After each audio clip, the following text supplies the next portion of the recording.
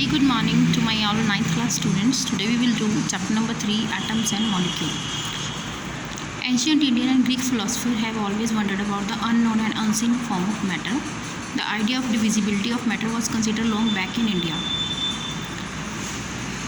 Old जो Indian है और जो ग्रीक फ़िलासफ़र हैं वो हमेशा वंडर रहते थे कि ये जो अननोन फॉर्म है मैटर की, जैसे सॉलिड, लिक्विड और गैस, इनके बारे में, तो किस तरह से मैटर की डिविजिबिलिटी हुई, किस तरह से 3 स्टेट्स में कन्वर्ट किया गया, इसको बाइफिकरेट कर दिया गया।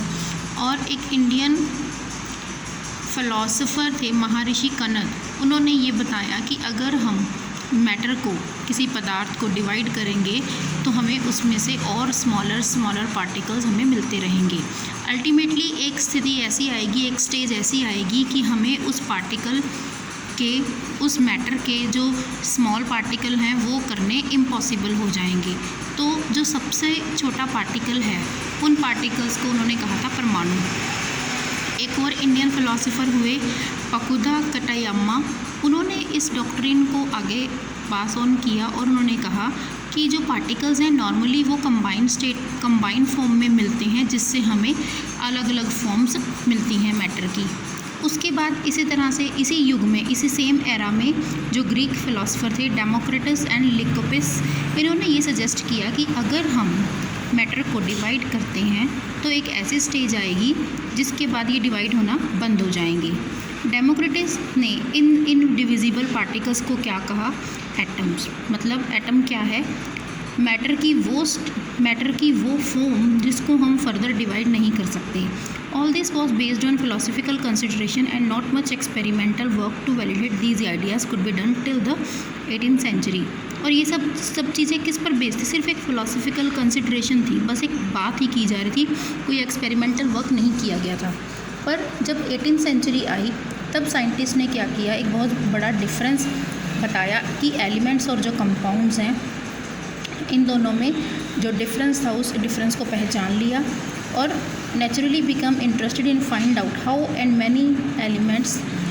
Y elements combine and what happens when they combine, कि किस तरह से एलिमेंट जो है वो कंबाइन होते हैं, कंबाइन होकर कंपाउंड बनते हैं और किस बेसिस पर।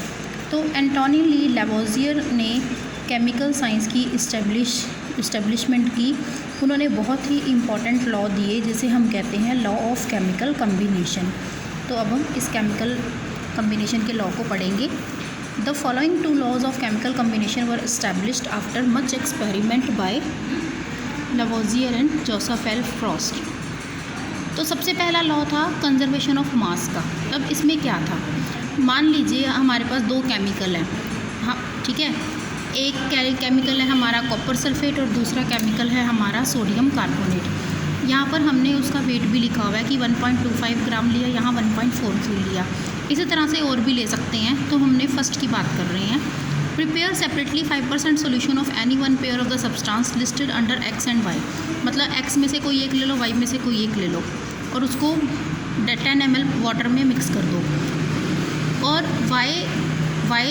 वाई का सोल्यूशन है उसको कॉनिकल फ्लास्क में लो and some solution of X in an ignition tube. Make the ignition tube in the flask carefully, see that the solution do not get mix, put a कॉक on the flask. आप देख रहे हैं यहाँ पे क्या हो रहा है। जो एक्स का सोल्यूशन था 10 ml पानी में घोला हुआ, वो तो ये छोटी सी जो आपको इग्निशन ट्यूब दिख रही है इसमें डाला हुआ है, और जो वाई का सोल्यूशन है वो यहाँ है। और इसको बहुत ही अच्छे से केयरफुली इसमें होल्ड किया हुआ है। यहाँ पर कॉर्क लगा दिया गया, लकड़ी का कॉर्क होता है, थ्रेड के साथ इसको बाहर की तरफ निकाल दिया गया ताकि इसके अंदर कुछ भी ना जा सके। तो अब इसमें क्या होगा? Law of conservation of mass states that mass can nether be created nor be destroyed in chemical reaction. हम इन दोनों का हमने वेट कर लिया, फिर टिल्ट करेंगे, स्वर्ल करेंगे फ्लास्क को कि ये जो सोल्यूशन है दोनों मिक्स हो जाएं। समझ रहे हैं आप? और मिक्स होने के बाद हम देखेंगे कि उसका वेट कितना है। यहाँ देखिए ज़रा, यहाँ पर क्या किया गया है। यहाँ पहले तो इस ट्यूब में जो सोल्यूशन लिया उसको वेट करके देखा, फिर जो वाई सोल्यूशन है उसको वेट करके देखा, फिर इस फ्लास्क को हिलाया गया, अंदर कुछ भी नहीं गया, ना ही अंदर से कुछ बाहर आया।